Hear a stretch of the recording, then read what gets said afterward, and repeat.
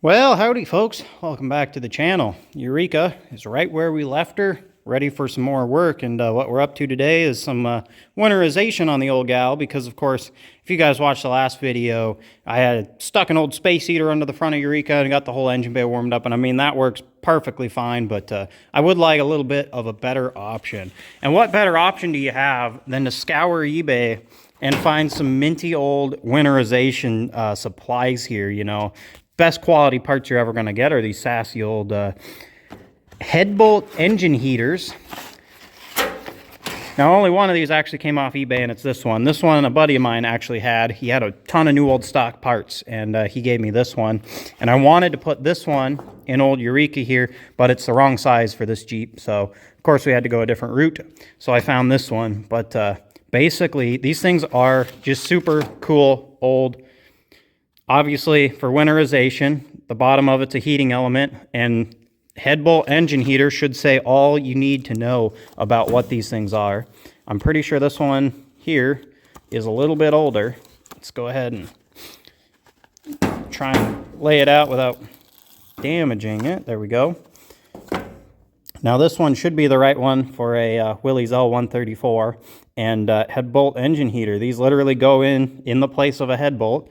And on these L134s, headbolts go into coolant. So, of course, your heating element, when you insert it, it goes straight into the coolant. And then you have a cord you plug in. And that's all it is. Just a big heating element. This one that I got off eBay came with the cord, which is awesome. And bare wire ends, because you have to take this one apart and stick the wires in it. If I can get it apart one-handed here for you guys. There we go. So this hole there, you feed the wires through there and plug it into there. And it's just two wires and a heating element, which is just wild to think about. One thing I did want to do is, well, stick this in another Go Devil I've got and make sure it actually is the right one. Just because this thing is, that one I'm pretty sure is 60 years old. This one's a little closer to maybe 55 or 50 years old. This one's a little newer, the bigger one is. But yeah, these things are just simple. That engine might be a little crummy. We'll go to the other Go Devil that I've got here. It is so wild having multiple options for these old Jeep engines to sample parts for. So, these ones, I've looked at the instructions for these plenty. These replace the very center headbolt on these Go Devils.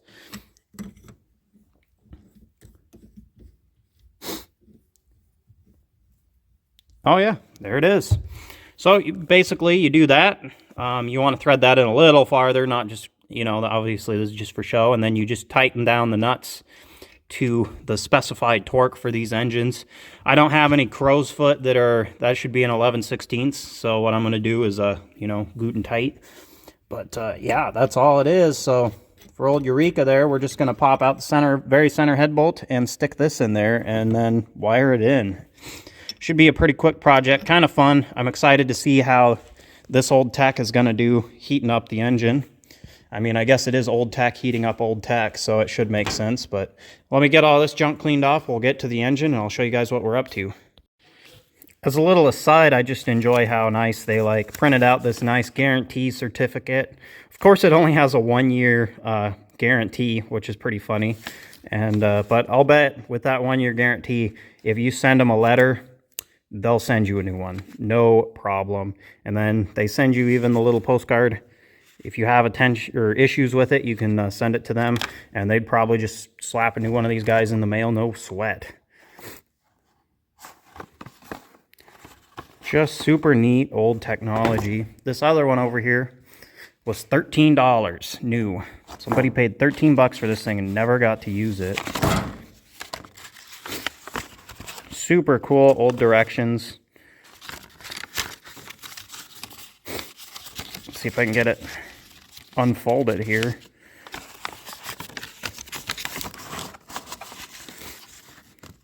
There you go. You just pull the old headbolt, stick this guy in, and then you, that's it. You plug her in and you have heat.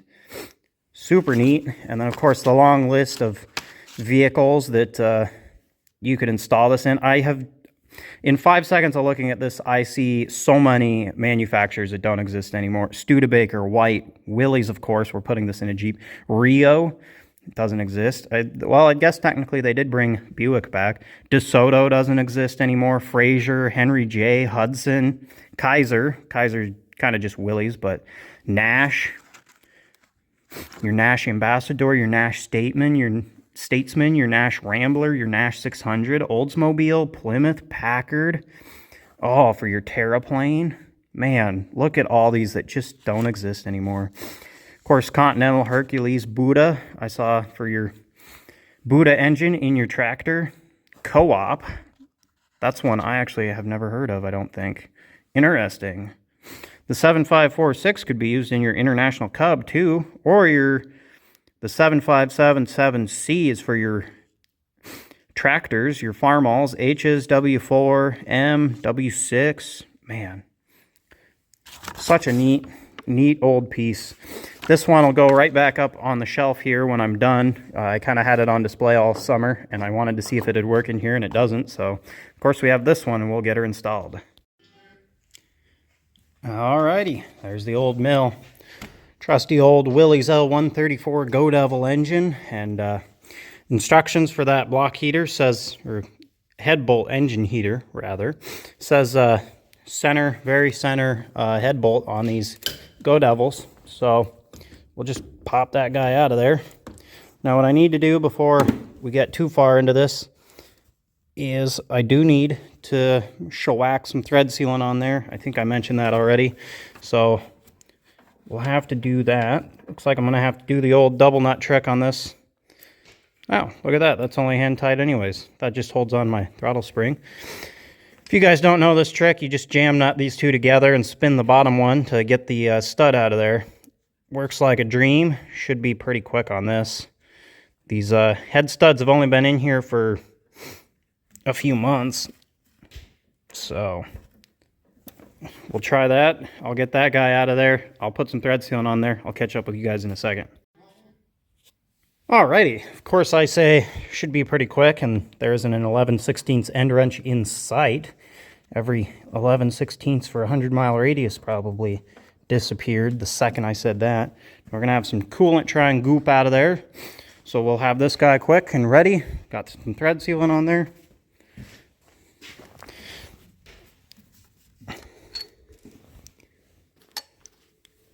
Can hear the radiator gurgling. If I can get it past my, oh no, my air horn's in the way. I'm gonna have to snake that guy in there. There we go. I don't think the top of the carb's just supposed to come off, but as long as it doesn't suck too much dirt in. Now, of course, any head stud, you want plenty of thread engagement on the bottom. And once you have that, then you can tighten down the top nut there. Let me try and I need to spin that a little more because the hole for the cord to come out is pointed right at the thermostat housing right there where my finger is. So I need to get a little more out of her. We'll jam nut these two top ones together and we'll get her threaded down a little more so that the cord, I guess I'll have the cord come out this side, would probably be the best. And then I need to route the cord so that it doesn't, you know, get sucked into that thing that spins when the engine spins, you know. So yeah. Alrighty, got her all wired in there. Slap this guy back on. And I think before I route the cord, we'll just plug this thing in and well, see if it blows up or not. It should be fine. It is fully immersed in coolant, so I guess the ball's in the cord of the block heater there. Let me find a cord real quick. Alrighty, let's see if she works.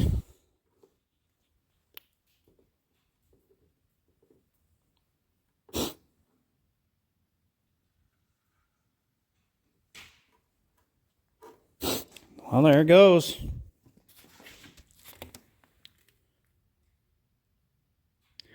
We'll give that a little while. It's about, I want to say it's a little bit below 10 degrees right now. I'll double check the temperature and let you guys know, but it's not warm out. Obviously, Eureka's been in here and the snow's still on her, so like I said, not warm. So we'll let that guy go to work. We'll see how it does warming up the block. I'm really curious to see how these old block heaters Headbolt Engine Heaters did. And then after a little bit, we'll fire old Eureka up here and maybe go for a rip. Well, it's been a few minutes, and I gotta say, I always forget I'm high-tech, and I actually have one of these temperature guns, so I can, you know, literally tell you guys what the temperature is. And, well, of course, I'm a bold-faced liar. The concrete floor there's about 22.6 degrees, 23 degrees, so it is not as cold as I said it was. My bad. Right there by the block heater. 67.6 degrees, top of the thermostat housing. 41. So the block heater's working. We'll give her a little while more, probably get this thing up a little more in temperature, and sounds like we've got a functional block heater.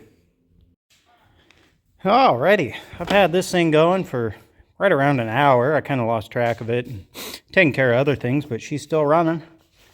And use the old thermometer here. And she's getting pretty warm. Now we can use the actual, the B-boop here. If you guys can see, there we go. About 108 degrees right there on the block. That's pretty cool. I'm curious to see how this will do in colder temps, but it's pretty cool to see it working away. It's got the rad at around 80 degrees too, which is pretty cool. So yeah, pretty handy when I remember that I actually have one of those digital thermometers. You can see I got the cord run up along the rad hose. Seems like a safe place, you know. And then down through the parking light that I'm not using.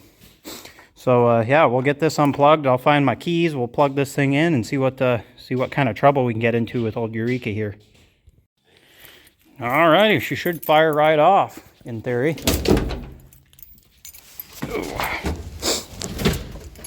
I've never driven this thing with bunny boots on. This is going to be a heck of a experience for me.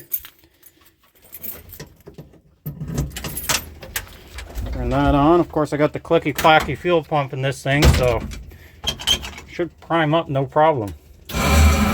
If the starter will cooperate.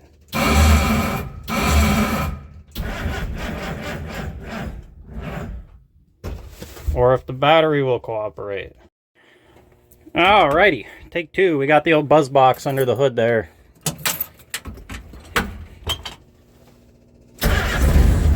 There we go. Just lights right off. I love this thing so much. Oh, too much gas too early.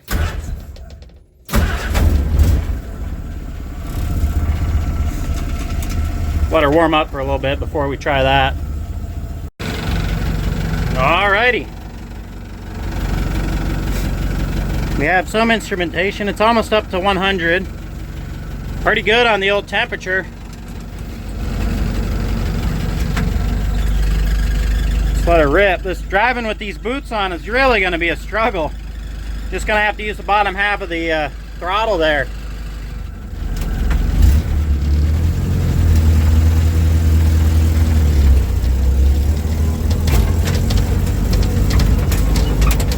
Man, this thing's so much fun to drive.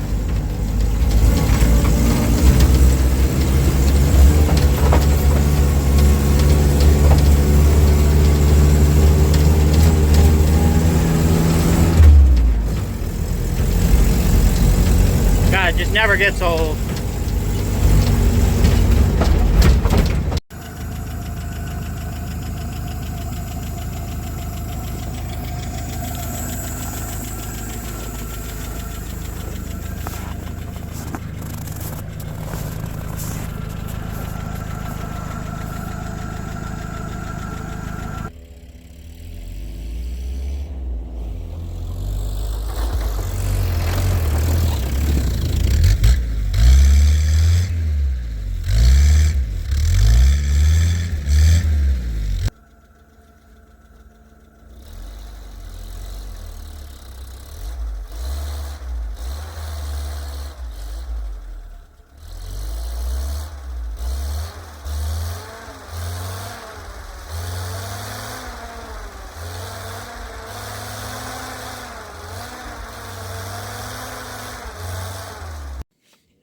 Well, that was eventful. you guys can see I bombed her on in here and was trying to take her out back again. And well, I got her in here. I was trying to, you know, rocket barb on out of there, and getting a whole lot of engine noise and a whole lot of sound and a whole lot of not moving, not spinning the wheels. And well, we ended the show with quite a bit of smoke.